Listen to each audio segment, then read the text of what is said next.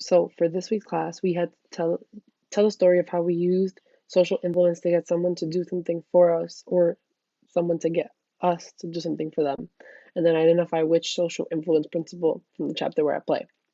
So I selected the foot in the door technique. I often use this when I go, um, I guess like grocery shopping with my parents. Since we all technically split the bill, which I end up never paying. What I'll do is I'll like ask for something small when we walk in. So I'll ask for like a bag of chips, or I'll ask for granola bars, and my mom will be like, yeah, sure, just put it in. And then as we keep going, I'll keep asking for things, and the things will keep getting bigger, the quantities will keep getting bigger. And she'll be like, well, do you really need it? And I'm like, yeah, I really need it. And then she'll be like, yeah, okay, put it in.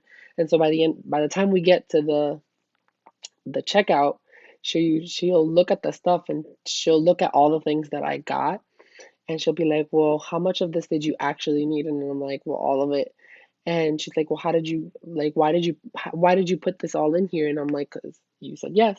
So that's an example of like when I use the foot in the door technique, because I'll start with something small, like a box of granola bars or like a bag of chips.